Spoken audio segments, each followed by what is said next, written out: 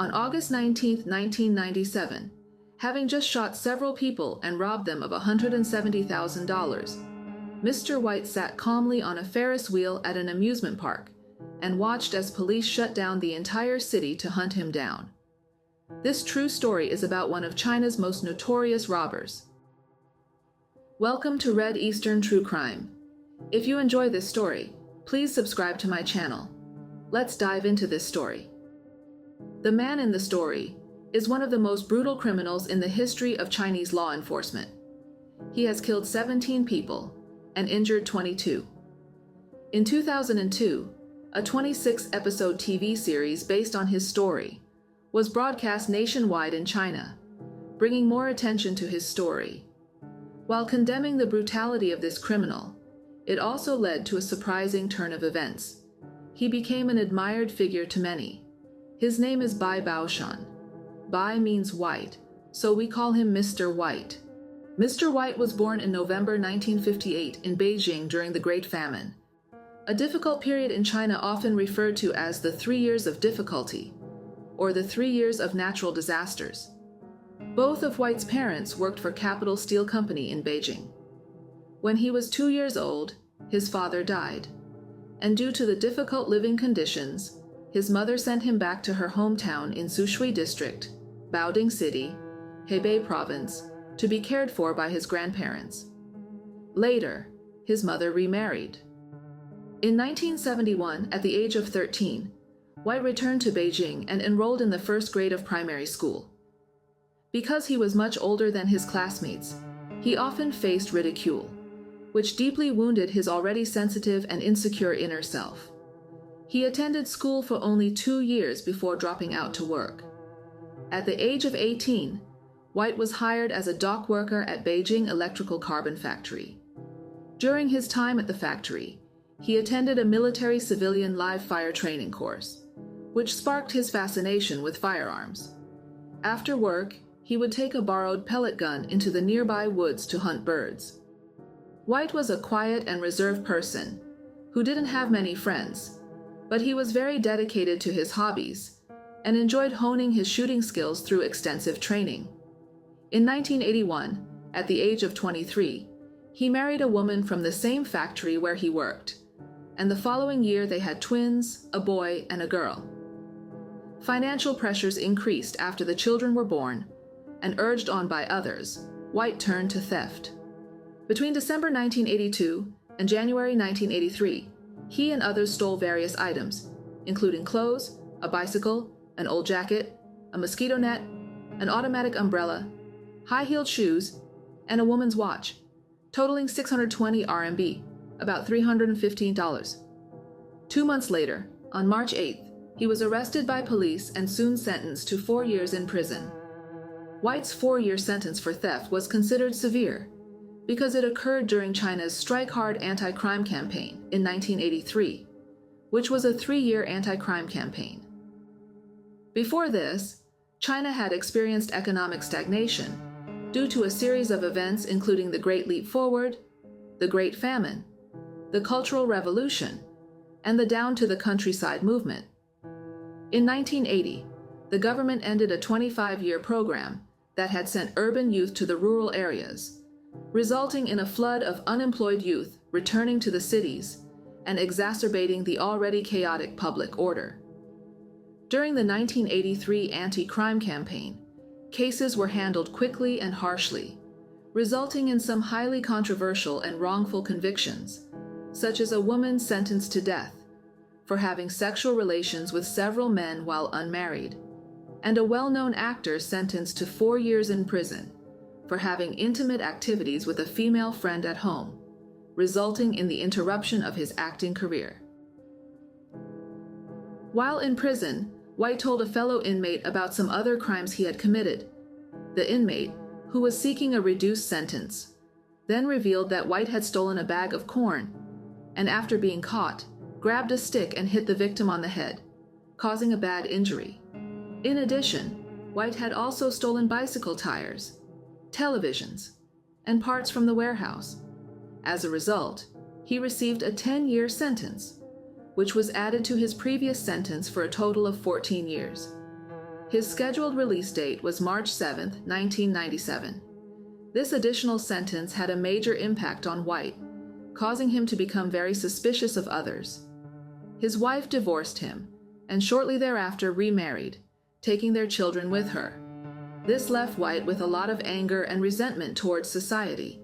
He once told his cellmate that he thought the sentence was extremely unfair, and if it went beyond 20 years, he planned to take revenge by harming others when he got out.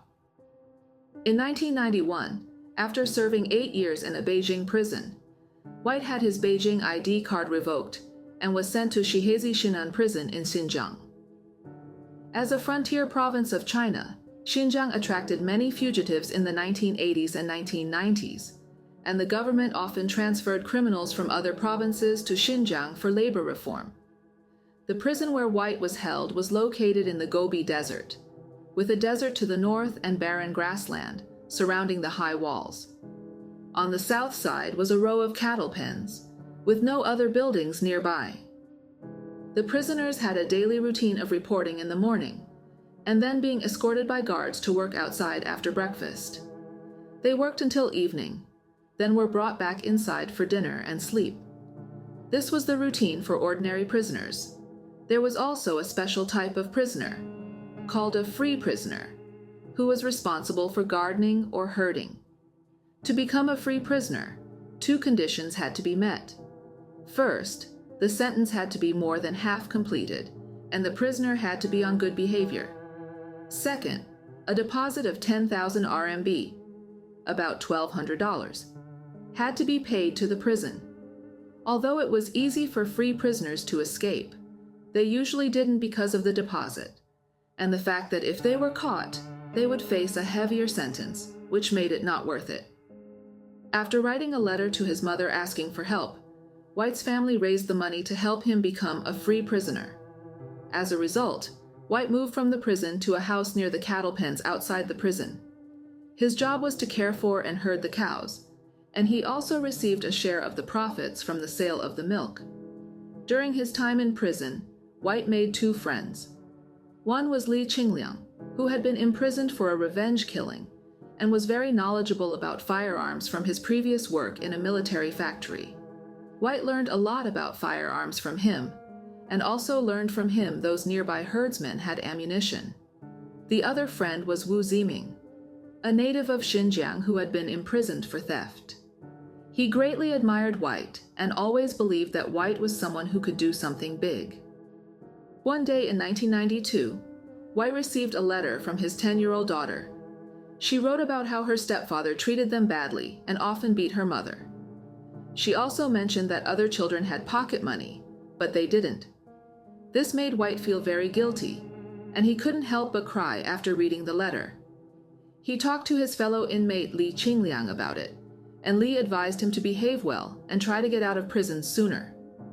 White said he was determined to get 3 million RMB, about $540,000, when he got out. He wanted to use the money to buy houses for his 2 children and give them a better life. In 1993, at the age of 35, White's good behavior in prison earned him a 1-year reduction in his sentence. One day, some of the shepherd's sheep accidentally wandered onto prison property.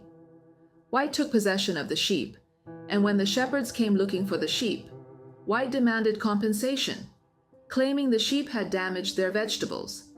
The shepherds said they had no money, so White suggested they trade for something. After some negotiation, they agreed to exchange bullets.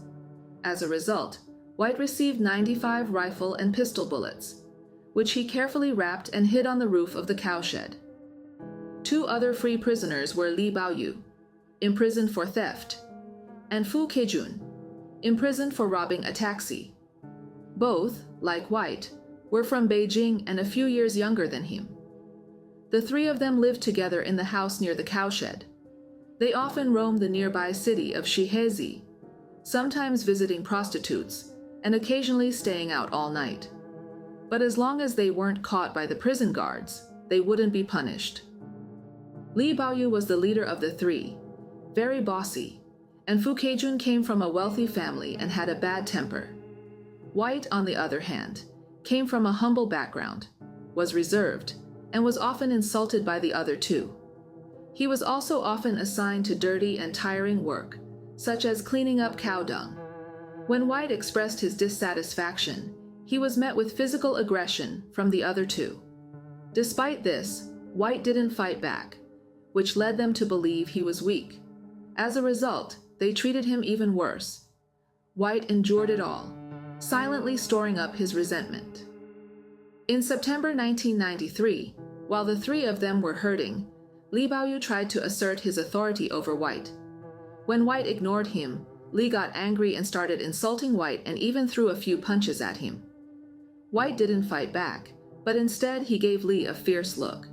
At that moment, White decided that he had had enough. He was determined to make the people who bullied him disappear. A few days later, Fu Keijun went out to have some fun, leaving only White and Li behind. White took the initiative to find Li in the house and told him that he had hidden 200 yuan, about $35, in a crack in the wall of the cowshed and couldn't get it back. He said that if Li could get it back, he would take him out for a drink. Li found a piece of wire and crouched down to retrieve the money, while continuing to curse at White. At that moment, White took a hammer he had hidden in his clothes and hit Li on the head. After confirming that Li was dead, White carried him to a pre-dug hole near the cowshed, dropped him in, filled the hole, and cleaned up the scene. After White calmly carried out his first murder, he continued with his normal routine of working, eating, and sleeping. The next night, Fu Keijun asked White why Li hadn't returned, and although he found it strange, he didn't think much of it. It wasn't until 2 days later that White voluntarily told the prison guards that Li had not returned. The prison authorities began an investigation, thinking that since Li was scheduled to be released in a year, he wouldn't have any reason to escape. But a week passed with no news, and no irregularities were found on or off the farm. Despite suspicions about White, there was no evidence, and the case was eventually closed as Li's escape. After the incident, only Fu Keijun and White remained free prisoners. Fu and some of his fellow prisoners suspected that Li's disappearance was unusual and might be related to White. As a result, Fu's attitude toward White softened, and they coexisted peacefully for 6 months. In White's mind, however, he vividly remembered the insults and beatings he had received from Fu in the past. Late on the night of March 20th, 1994, Fu was sleeping soundly in the house. White quietly took out a hammer, approached Fu, and struck him. Fu awoke and struggled, but White continued to beat him, staining the bedding and pillow with blood and splattering it on the wall. White then buried Fu in a hole he had dug the day before near the cowshed, took the bedding and pillow outside to burn, buried the ashes, and finally cleaned up the scene in the house. 2 days later, White reported to the prison guards that Fu had not returned from a night out. This time, the prison authorities took it seriously. They suspected White and searched the farm thoroughly. They found 700 RMB hidden under Fu's bed and wondered why he didn't take the money with him if he had escaped. The guards also found bloodstains on the wall of the house. After testing, they confirmed that the blood type matched Fu's. In addition, someone reported seeing White burning something on the morning of March 22nd, and bullets were found hidden on the roof of the cowshed. Linking these events to Li Baoyu's disappearance, the guards arrested White and took him back to the prison. After a week of questioning, White still refused to admit to burning anything. He said the bloodstains on the wall might have been from an earlier fight between Li and Fu. White did admit to hiding the bullets and suggested that Fu often visited prostitutes, suggesting that something might have happened to him. The prison couldn't prove Fu was dead, because they never found his body. Without evidence, they couldn't convict White. After spending 125 days in solitary confinement, White wrote a pledge and was released as a free prisoner. After completing his second revenge, White behaved well in prison, and his earlier 1-year sentence reduction remained in effect. Shortly thereafter, White again obtained 75 rifle bullets and 50 pistol bullets from a shepherd, buried them outside the farm, and made a mark to remember where they were. On March 7, 1996, a 38-year-old White was released a year early. Before leaving, he carefully concealed the bullets in his clothes and boarded the long train back to Beijing. White's story is quite long, and I plan to present it in 3 episodes to provide more details. Stay tuned. Please leave your opinions and thoughts in the comments section. Thank you very much for watching. If you enjoyed the video, please like and subscribe to my channel.